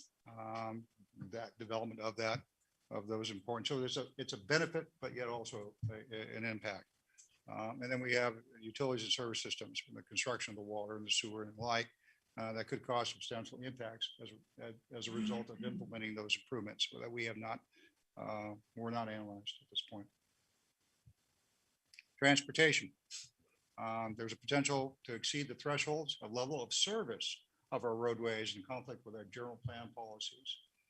Now, traffic and transportation, if we are under CEQA, we're required to look at vehicle miles traveled. That's the threshold that we look at. And under that cases, we were with less than significant, meaning there was no unavoidable significant impacts. We were able to mitigate those situations. However, our policy still focused on level of service. The study area basically, we took the modeling from the distributions from MCTC, and that was discussed with city staff and Caltrans. The traffic study is an important factor. We analyzed over 50 intersections, over nearly 30 roadway segments, and 5 freeway interchanges. We did a concerted effort to understand what the effects would be of this project on today's circulation network that we have, as well as the future. These are the intersections that were analyzed throughout our community. You can see the location, of course, of the plan areas and the various different connections throughout our community that were looked at. Obviously, we looked at the effects north of the Fresno River, as well as to the south of the Fresno River, and as well as to the east of the plan area, and how it interrelates with our connections to the freeway. A number of intersections as a result of this analysis, yes, they will require improvements. And we have identified that as mitigation measures and responsibilities to address. And as you can see, there's quite a number of them. This is the fair share analysis of that. Okay, what's the nexus? Of course, we're looking at. We know that now because of the traffic analysis. What's the nexus of an impact to a particular intersection or roadway segment? But more importantly, what's that fair share? So what's the proportionality of this project will have effect on that intersection? Some intersections were low. Less, you have a small number. Other ones are, extremely high. 90% was related to the project. 100% was related to the project. Others were less, far less or insignificant. We did this the same thing with the roadway segments. And here's the roadway segments that we looked at for, just on road 23. Those are the roadways segments that we analyzed. We did it for Granada Drive. We did it for Avenue 17. Excuse me, Gary, if I may just add something. We obviously assess those, but these are the roadways where the applicant will be required to make improvements. Yes. The applicant, yes. These are the roadway segments the applicant is responsible for doing improvements. So there's a fair amount of things that are going to be borne on the applicant. And as you can see, there's quite a bit of them. Here's again the fair share of segments. Again, you see things that are identified as 100%. Numbers are going to be a little less than that. Bridges. We also looked at bridges. Okay. In road 23, the project's fair share of responsibility, nearly 100%. Okay. Phase 1, there's no improvements needed because there's no traffic really generating for that at this time. This plan is being balanced between rooftops and commercial needs and businesses. Phase 2, there's a need to basically widen that existing road from 2 to 4 lanes. And by the time we do phase 3, which is each phase represents one of those neighborhoods. And so that gives you an understanding why we call phase 1, phase 2, phase 3, so you can understand. So by the time you hit phase 3, you're building the 3rd neighborhood. That road 23 bridge would have to be widened from a 4-lane to a 6-lane. Okay. Same applies with Granada. Okay. The projects that impacted this is less than 9%. Okay. Very little when you think about it. Phase 1, basically, yeah, it has to be widened. It has to go from a 2-lane to a 4-lane. Phase 2, there's no further improvements, and there's no additional improvements under phase 3. West Bear. The project's impact of this is 3%. Okay. It assumes basically as a 2-lane bridge under build out conditions. We know the West Bear Bridge is not there today, but under the build out of this plan, that's completing the entire project. It's still a 2-lane bridge. Now, the draft EIR was circulated out to the general public, to public agencies, and to stakeholders and other who had an interest in the project. That went out 45 days, and after the 45 days, we received comments. We received comments from the California Department of Toxic Substance Control, the Highway Patrol, Department of Conservation, San Joaquin Valley Air Pollution Control District, and Pacific Gas and Electric Company, and a private business called Pacific Coast Producers. Okay, and recognizing just a small volume of comments that we had received, it just expresses the expertise I think that LSA did provide in the preparation of the environmental impact report. They were very thorough in covering all the various factors of potential impacts of this project would produce, and in essence, the government agencies that would have a need of an interest of the plan, concerned by for future permits and the like, found that the document adequately addressed the potential impacts of the project. And so, in essence, the same as with the public. Obviously, we just received one comment from a general public enterprise. It, as an end result of the comments that we received, and this one's pertinent to the San Joaquin Valley Air Pollution Control District, we had to make one minor adjustment to a mitigation measure that was identified and that was expanded upon. That document was published March 25th, just a while back. Now, findings, you have to make some findings. It's called findings of fact and statement of overriding consideration. That's before you deny. City has to basically make one or more findings along with an explanation and rationale for each significant impact that's in your document. That's expressed and outlined in that document. And for the significant and unavoidable impacts, ones that impacts we cannot mitigate to a less than significant, the city is required to make a substantial determination for those. And basically, the benefits of the project outweigh the significant impact of that item. And that's in the document expressed each of the impacts and unavoidable impacts as well. Now, this project was before the Planning Commission last month, basically. We had a series of hearings regarding this. We addressed the public comments that were received in the draft EIR. We also, during that time, the Planning Commission approved 2 tentative maps that are part of this. This is not before you, the tentative maps. It's an action that's a Planning Commission action only. And that was for the northwest western neighborhood and the southeast neighborhood. And those tentative maps, of course, are contingent upon you guys' approval of these actions that are before you tonight. Basically, the Planning Commission made that recommendation to certify the EIR and approve that specific plan, improve the general plan amendment and the pre-zoning rezonings and the ordinance change and the proposed annexation initiation. As I mentioned, the maps are subject to your affirmation of the actual of tonight's actions. If not approved, your actions tonight, then the tentative maps would not proceed or move forward. And they basically become null and void. So I know there's a lot of actions tonight for you. Bottom line, the recommendation of staff is to hold that public hearing and then consider the following items.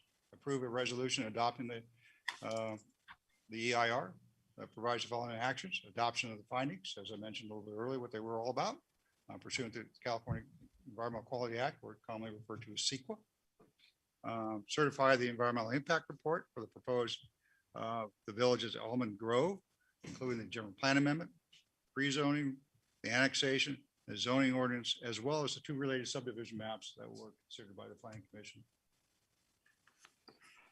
Adoption of a proposed mitigation monitoring reporting program that is required as part of the environmental activities, which identifies all the various impacts, the mitigations to reduce that impact, who's responsible to implement that, and who is responsible for monitoring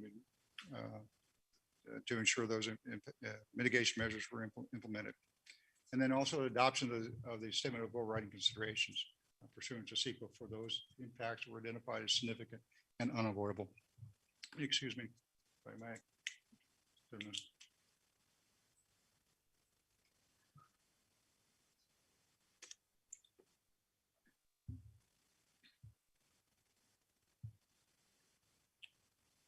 Also, basically, to approve a resolution of two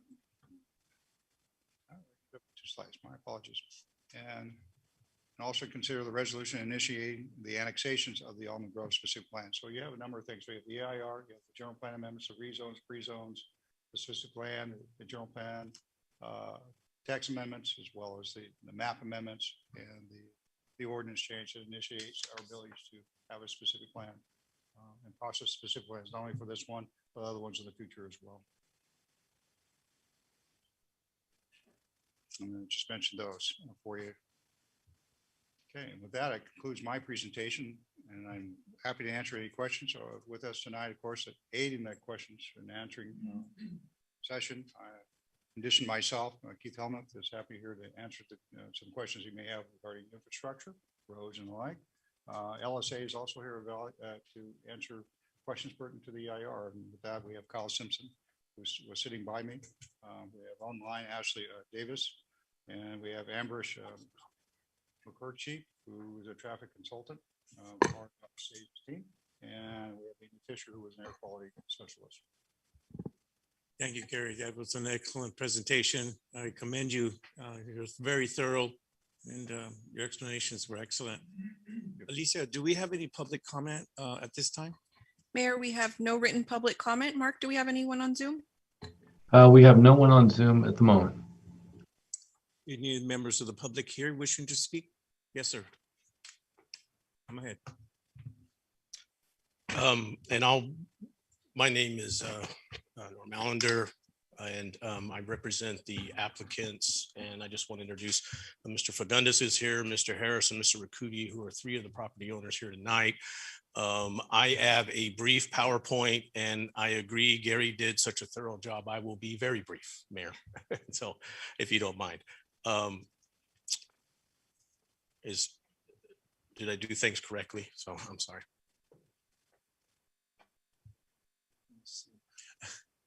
We all have that, but I swear, if Arnaldo wasn't at these meetings, it's done. Absolutely. That's why we have experts. So Gary explained this. This is where we are. Your general plan is generally organized around villages. This is a great opportunity for master planning, and this is what was laid out earlier. Gary covered this. We're going to be extending the Vern McCullough Trail, but we'll also have a trail up the west side, which is where which we have at the edge at the ag areas.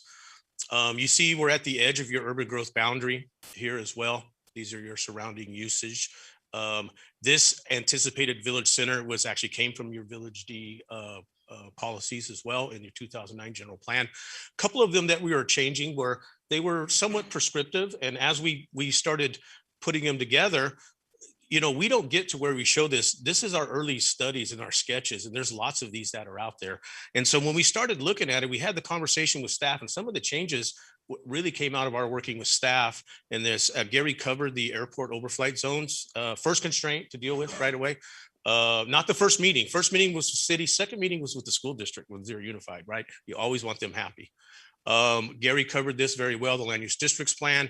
I do want to point out about the village mixed use, and something came up at Planning Commission. We had 2 very good, thorough meetings with them, is that they was pointed out, it allows commercial and office and high density residential. And I said, yes, let's let the market decide what mixed use should be. Now, it's not without rules. I want to say there's CUPs and other requirements, but the market can decide.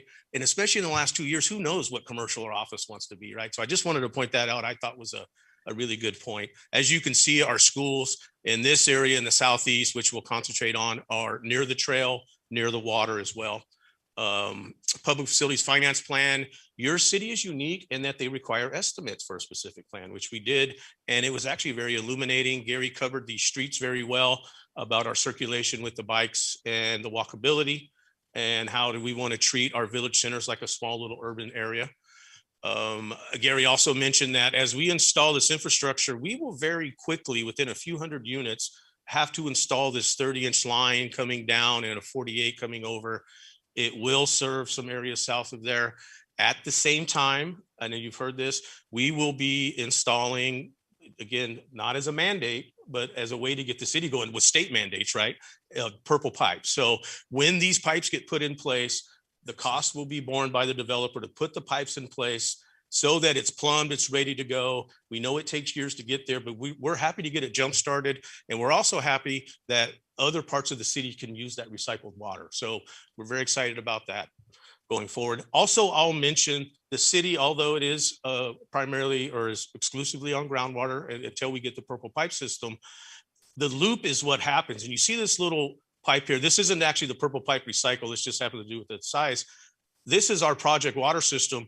And ultimately it's going to loop back into the east side, which will assist with some of the water quality issues there. Again, as rising tides lift all ships, as we develop infrastructure, it will help other parts of the city. Gary covered this very well. Gary took my presentation. Design guidelines are very good. One thing here, you see this community park, which is a concept of here. This is our initial one that you've approved. This is where we would like our first school to be, by the trail and by a park. This is what's in writing. Unless the school district changes its mind, that's where it's going to be, but that's totally up to them. We covered implementation well. And I'll just say, as I close, I told you I would be brief. I hope I didn't talk too fast. I have more slides. 58 intersections. And as I talked to Keith about how we're doing this, this traffic study really took a broad look at the city in a way that probably hasn't been done since the general plan, right? And so it's a robust look at it. We have a lot of information we've put together on this. I have more slides. I'm not going to present them. I will say I'm here for questions. If you need me to be here, the property owners are here. Our engineers are here. Our team is here as well. So if you have any questions of me, and I hope I didn't go too fast, but I know I don't want to be here too long. So thank you very much. Thank you. Would you like to enter public comment? Yes, step on ahead. Good evening, council members. Christina Beckstead, Executive Director at Madera County Farm Bureau. Thank you for the opportunity this evening. I would like to begin by stating that the Farm Bureau has not taken any position one way or another on this project. However, we do have some comments that we would like to share this evening. First off, I'd like to commend the project and the applicants for its awareness of SGMA and its intent to develop efficiencies that will ultimately improve the city and the infrastructure that needs to be in place. As with many of the other developments we provided comments on, groundwater is a crucial component to Madera County. The city is dependent upon groundwater, as is this project. With that said, with the implementation of Sigma, groundwater is becoming a scarce source. And so because of that, we ask that as the plans change, that the projects are also analyzed and considered, and that their plans change as well. With Sigma, it has come, many of the GSAs have not yet realized the impacts of Sigma. And I think that that's still a few years down the line. So as we look at a project that is groundwater dependent, we do need to recognize that there will be changes. I do understand that under the plan, they do address that and acknowledge that they do plan to follow whatever the GSP requirements are within the project. Moving forward, one of the things that I'd like to remind this council of is that this project will convert ag land to residential, commercial, and recreational use. And unlike irrigation used for ag purposes, most domestic water use for urbanized purposes are not seasonal. Once they are implemented, these uses cannot be easily curtailed, unlike ag lands. So I remind this council that water to a farm can be turned off. Water to development cannot. So with that said, we ask that moving forward, as you look at other plans and other developments, this council consider implementing some sort of groundwater balance ordinance as the county has, and to not take these things lightly. I know that you don't, but times are definitely changing. And unfortunately, we still don't know what's in store. And Madera will be significantly impacted by what is to come with the regulation, or the never-ending roll of red tape that I like to refer to, that is Sigma. Thank you. Thank you. Is there any further public comment from anyone in the house?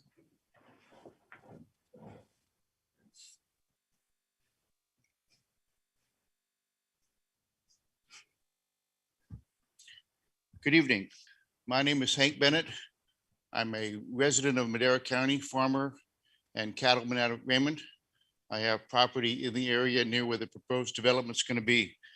First of all, I'd like to thank the City Council for your time and service to the community. Madera needs to grow and grow responsibly. We need to follow the plan. Our kids need affordable housing. And as we all know, the inventory of affordable housing is at historic lows, and this project would address that problem. Inventory, inventory, inventory. This project will bring us parks and recreation area that we lack in Madera County and Madera City. It will bring us schools and infrastructure, water, sewer, roads, etc. 10,800 affordable houses. And for all of us that have families and kids in this area, we all know there's going to be a lot of demand for those affordable houses in this new area. I would like to support removing the permanent ag buffer area, part of the project. I have reviewed the EIR report and I accept it as proposed. We support this proposed project 100%. Please pass this project for our kids. Thank you for your time. Thank you.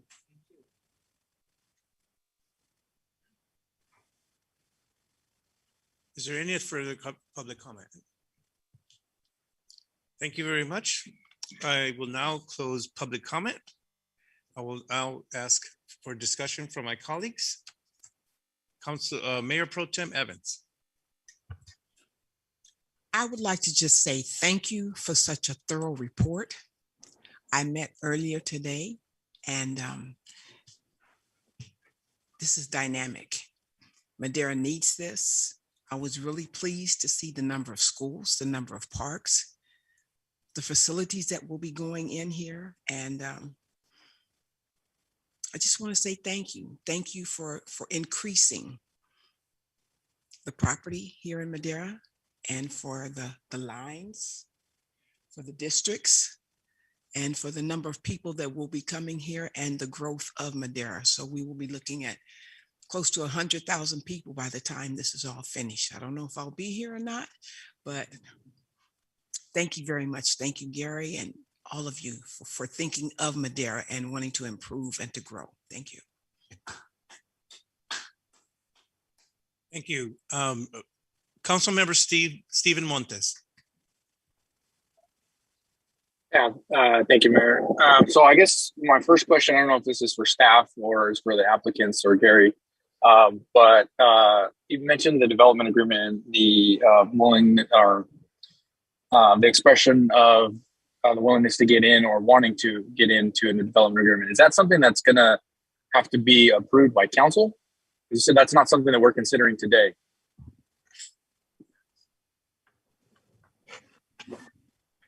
Gary Conti, planning manager.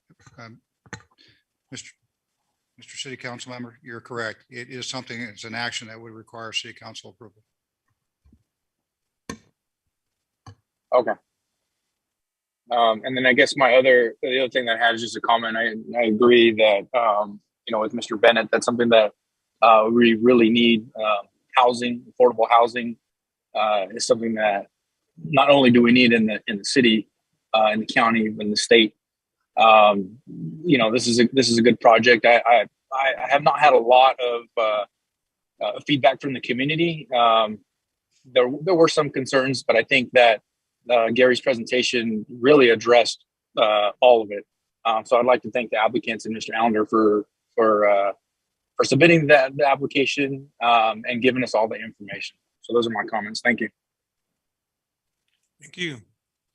Councilwoman Gallegos. Thank you, Mayor Garcia. I just wanted to echo the comments my colleagues have made. I also want to say this is a long time coming. I've been on the council for 6 years, so I have seen this project from the start to the end and will be here when it's built. I would like to thank the past planners and city staff that has worked on this project for the last 5 years, that it has made this come to where it is today. And a special thank you to our city manager because of his foresight. I know this city and this development aren't going to have any water issues. We have partnered with MID into a way where we are increasing our ponding basins as we speak to retain water to help our city residents.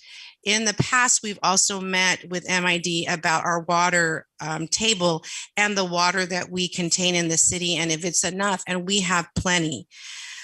I'm not saying that water is not an issue, because it is across the state, but I have great knowledge and great commitment to this staff and this council to see that there will not be an issue. And if there is, they have the foresight and the ability and the intelligence to figure that out.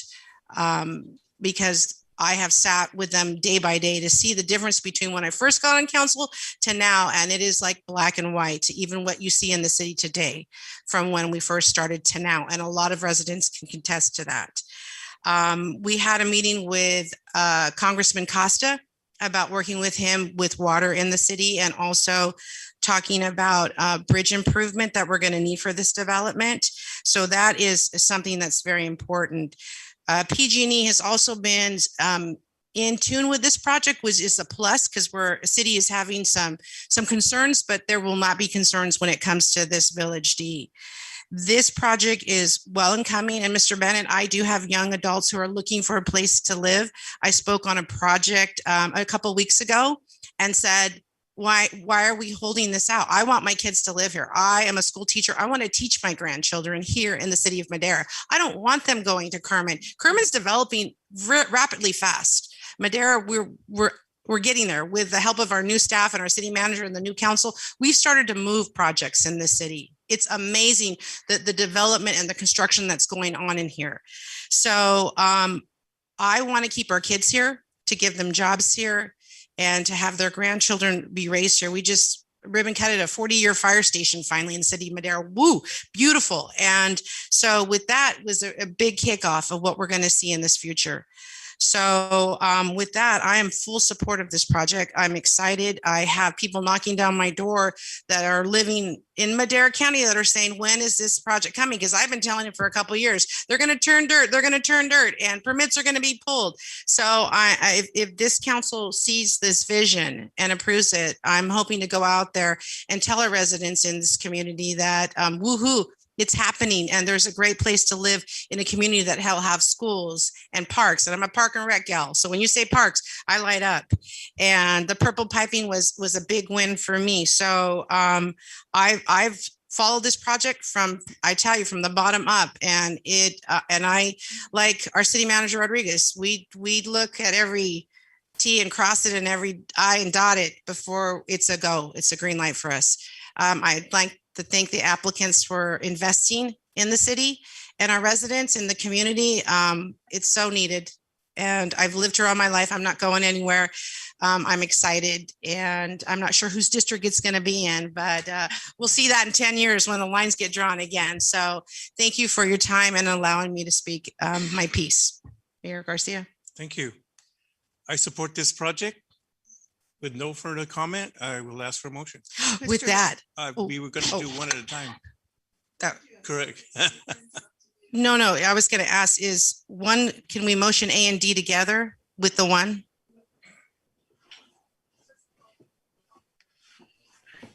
We can close the public hearing.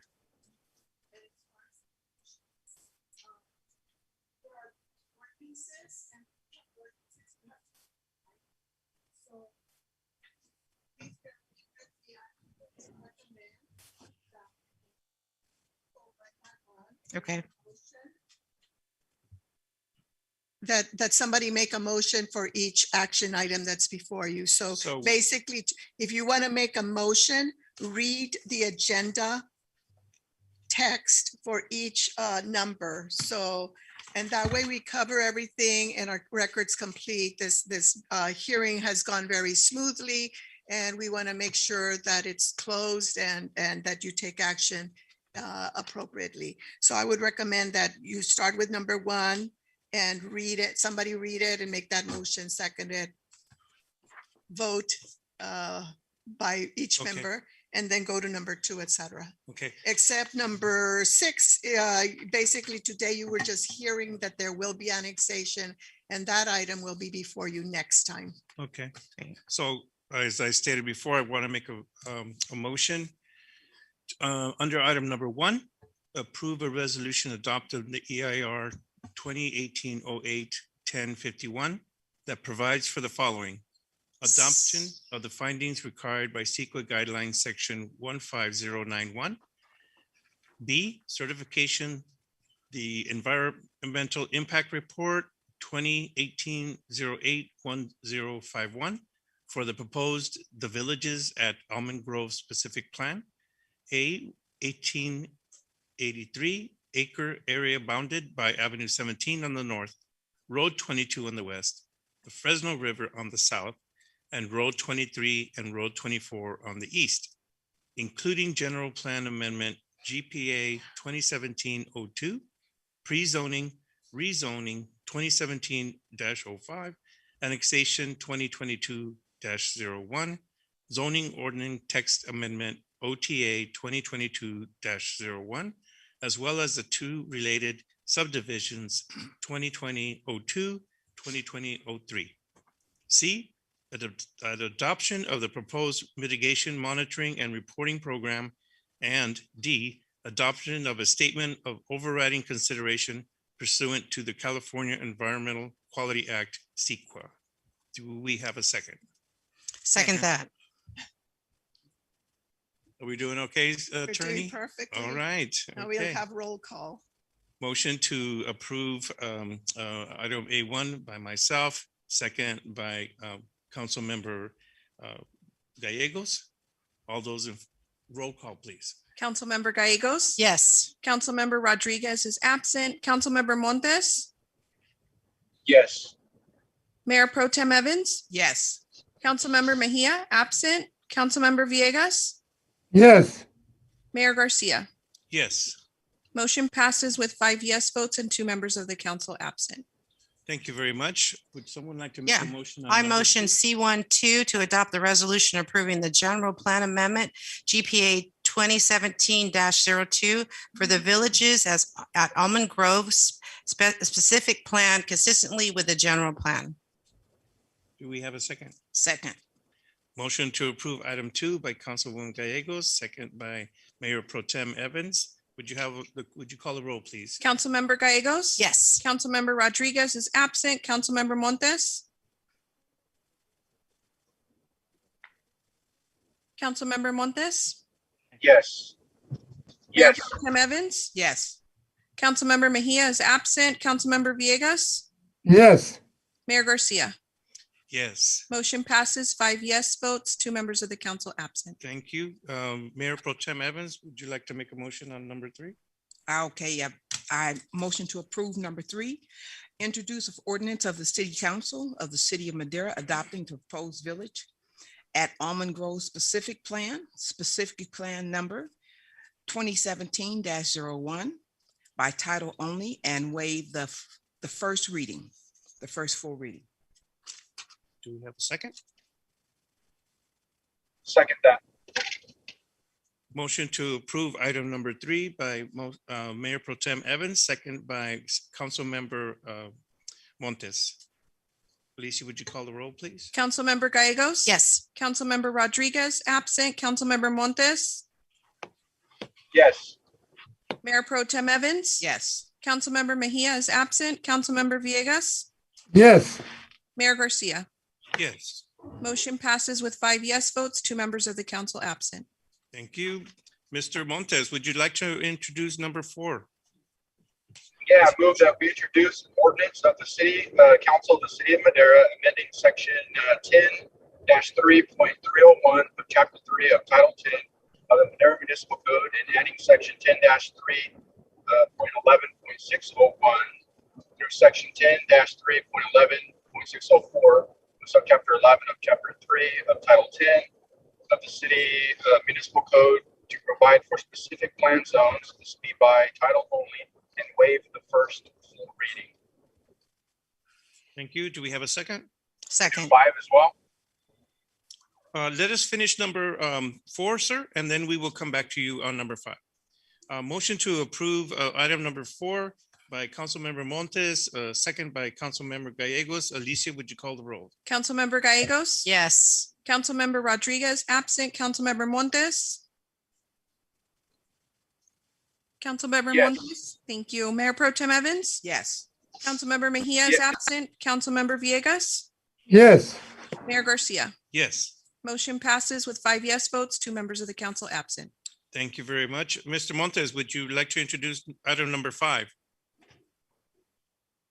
Oh, my apologies. Motion. We're going down the line.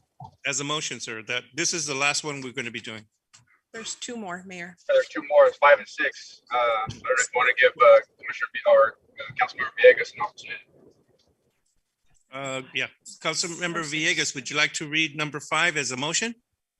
I don't have the agenda with me. I left it in my car, so. Okay, I'll go ahead and do it, Mayor. So I move to, for number 5, introduce an ordinance of the City Council of the City of Madera, amending the official City of Madera zoning map to rezone approximately 1,883 acres within the villages at Almond Grove specific plan, whose location is bounded by Avenue 17 on the north, Road 22 on the west, the Fresno River on the south, and Road 23 and Road 24 on the east.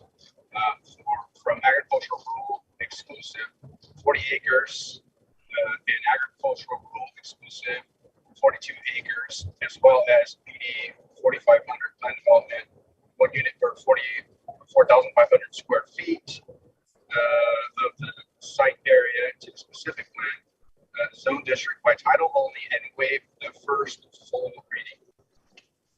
I second that motion. Motion to approve item number 5 by Councilmember Montes. Seconded by Second. myself. Okay. Alicia, would you call the roll, please? Councilmember Gallegos? Yes. Councilmember Rodriguez is absent. Councilmember Montes?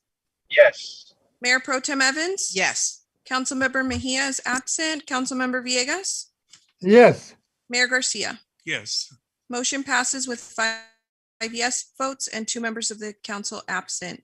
And Mayor, that was the last one to take a vote on. yes, I thought that, so. My that- apologies. No, it's okay. It's all right. No big deal. So we will consider the last item at a later date. So at this point, I believe we have successfully finished this today. made history in Madera here. Yes, yes.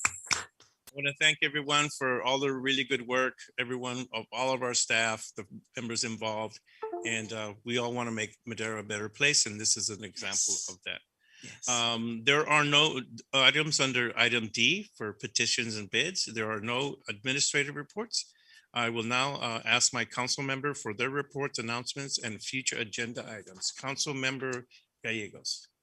Oh, thank you, Mayor Garcia. I just want to remind everybody that Wednesday is Denim Day, April 27th, and that is to remind people that there is no excuse of an invitation to rape anybody. It's pretty harsh, but it is an event that CAPMC puts on for our city. So wear your jeans, wear your jackets on Wednesday. Woohoo! Thank you. Council member Montes.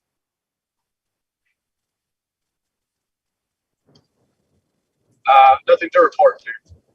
Thank you, sir. Council member Evans, or Mayor Pro Tem Evans, excuse me. Nothing to report, sir. Thank you. Council member Villegas. Nothing to report. Thank you very much. And with that, we will now close this session. We will adjourn. Our next upcoming meeting dates are Wednesday, May 4th and Wednesday, May 18th. Thank you all very much and have a good night. God bless.